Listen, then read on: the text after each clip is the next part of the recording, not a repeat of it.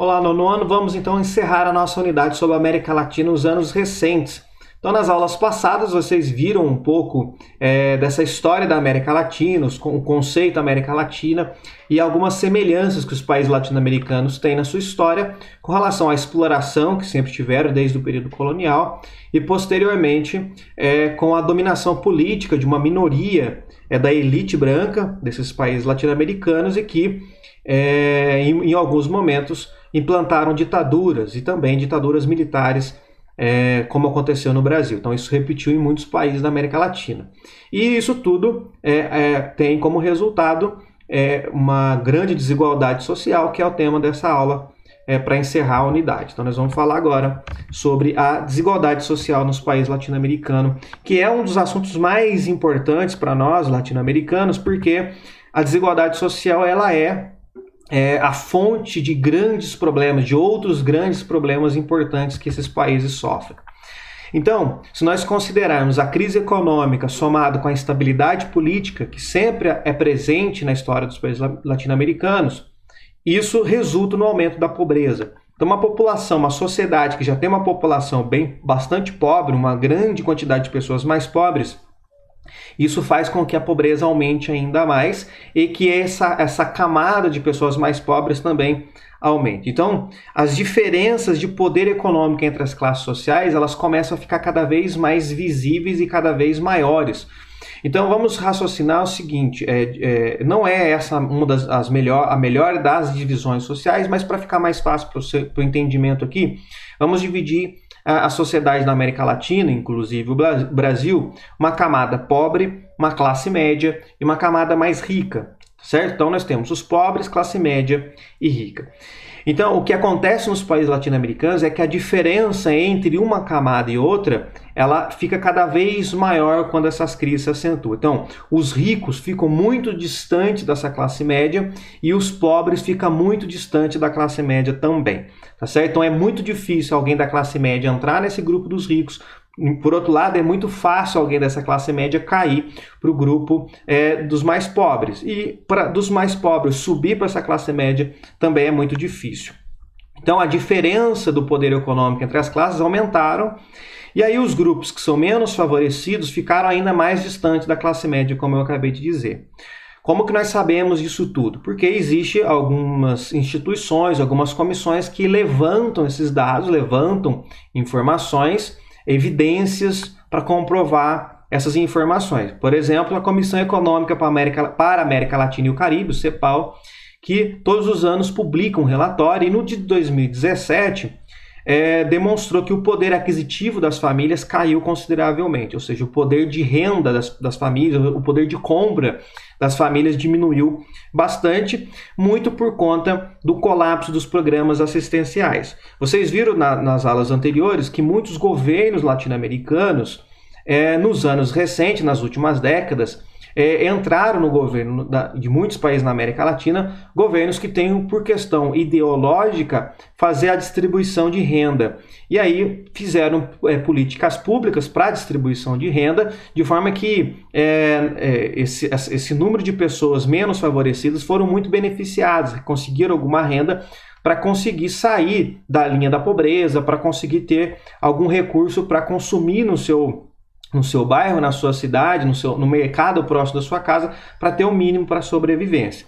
Quando chega a crise, esses programas de assistências, eles ruíram em muitos países, em outros eles regrediram, eles diminuíram o número de pessoas que são contempladas por eles, e em outros países ela foi praticamente extinta. Ou seja, essa camada da população que recebia algum recurso do Estado para poder tocar a sua vida, não recebem mais. E aí, o poder aquisitivo dessas famílias vai diminuir, e esses programas assistenciais acabaram entrando em colapso. O que comprova todas essas informações é que o aumento das diferenças de renda também, esse relatório também comprova que o aumento das diferenças de renda entre as classes também ocorre entre as famílias brancas e as famílias pardas e negras, ou negras. Portanto, dentro dessa camada mais pobre, por exemplo, as famílias negras e pardas são ainda menos favorecidas do que as famílias brancas. Esse é um dado muito importante para a América Latina, gente, porque na maioria dos países latino-americanos, se não todos, a população negra, a população branca, ela é minoria. No caso do Brasil, o que supera a população branca é a população negra e parda. Então, se somado à população negra e parda, supera mais de 50% da população brasileira. Portanto, a população branca no Brasil, ela é menor do que a população branca e negra, a população negra e parda somadas. Agora, com relação aos nossos vizinhos, existe uma população indígena muito grande. E quando eu falo dessa população indígena, não é necessariamente aqueles indígenas que estão vivendo em tribos, como é muito comum aqui no Brasil, que vivem isolados, vivem em crise dentro da sua própria comunidade. Nos nossos vizinhos da América do Sul, sobretudo, os povos indígenas foram inseridos nessa sociedade branca, foram integrados da sociedade, vivem como nós vivemos, mas a sua origem é indígena, a sua origem histórica é indígena, suas tradições são indígenas. Portanto, a população branca é minoria, só que historicamente essa população branca sempre dominou a maioria. Então, assim como aqui no Brasil a população branca sempre dominou, é só vocês observarem os cargos políticos, os cargos de destaque, tanto no setor público quanto no privado, nas empresas e assim por diante, a maior parte das vezes você vai encontrar pessoas brancas. No caso dos nossos vizinhos, você também encontra pessoas brancas comandando um país em que a sua maioria não é branca, tá certo? E aí, nessa situação, essas pessoas ainda vivem menos favorecidas do que as outras.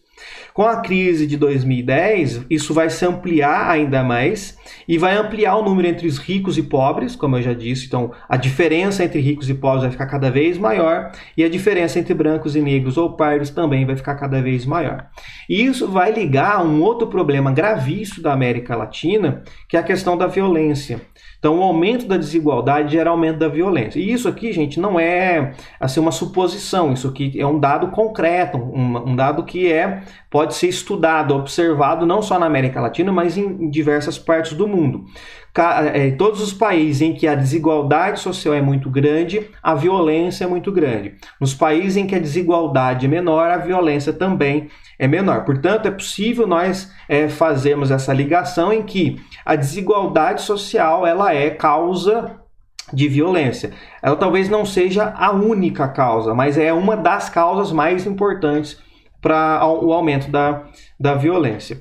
O Instituto Igarapé é um instituto de pesquisa, né? Ele fez uma pesquisa em 2018 e publicou no Washington Post, no jornal americano Washington Post, o seguinte estudo, que a América Latina ela é considerada a região mais violenta do planeta. É a região mais violenta do mundo. E apresentou alguns dados que são alarmantes. Presta bem atenção nos dados. Olha só. A América Latina, o continente latino-americano, ele abriga apenas 8% da população mundial. Então, de toda a população do mundo espalhada pelo planeta, apenas 8% mora na América Latina, que é um número bem pequeno. 8% é pequeno em termos da população mundial. No entanto, nesse mesmo continente onde mora 8% da população mundial, ele tem 33% dos homicídios do mundo. Isso os dados de 2017. O que significa isso? 33% de todos os homicídios do mundo aconteceu na América Latina. E mais, só o Brasil, Colômbia, México e Venezuela, só esses 4 países respondem por 25% dos assassinatos do mundo inteiro. Isso é muito assustador, gente, porque nós temos números de assassinato que às vezes superam o número de mortes em países em guerra.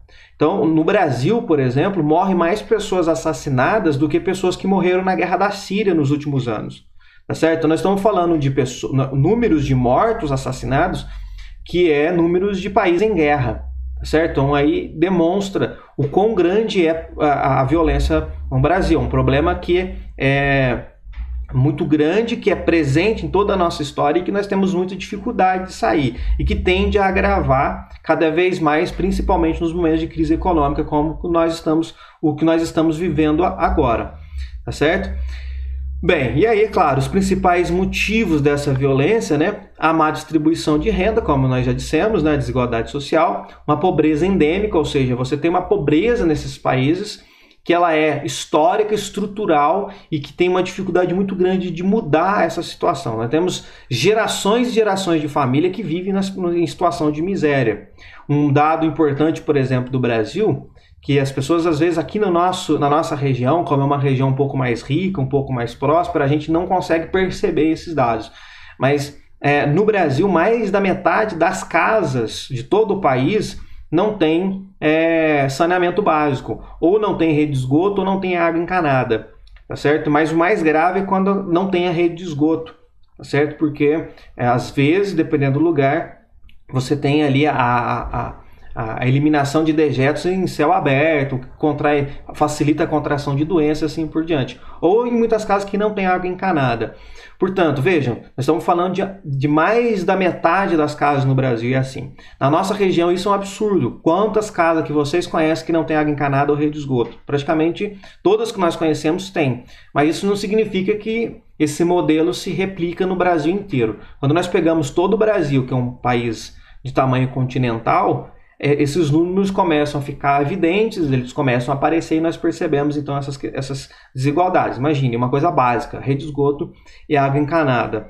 Então falta infraestrutura nos grandes centros urbanos, esse é um outro problema também. Os grandes centros urbanos do Brasil, eles cresceram de forma desordenadas e nós temos em grandes cidades como São Paulo, Rio de Janeiro, Belo Horizonte, lugares também que bairros inteiros não tem saneamento básico. Então, é por isso que esses números são assustadores, certo? Não tem água encanada, não tem rede de esgoto e assim por diante. E em bairros que, se somar a população desses bairros, supera, por exemplo, a população daqui de Pouso Alegre. Há bairros com mais de 150 mil pessoas que vivem nessa situação. E além disso, o tráfico de drogas e outros elementos que interferem aí na violência urbana, na violência interfere na segurança pública.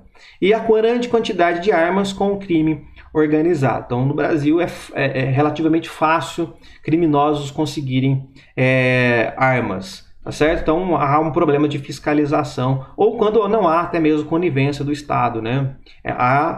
Nós temos isso em diversas reportagens que a imprensa demonstra que em alguns lugares do Brasil os próprios agentes do Estado, a polícia e tudo mais, que deveria conter esse tipo de situação, acaba colaborando inclusive com o crime organizado, porque muitos deles estão envolvidos no crime organizado. E isso, claro, agrava ainda mais a violência nos países latino-americanos. Certo? Então, nós encerramos aqui essa unidade curta, né, sobre a América Latina nos anos recentes, e aí nós entraremos aí na última unidade do nosso ano letivo nas próximas aulas.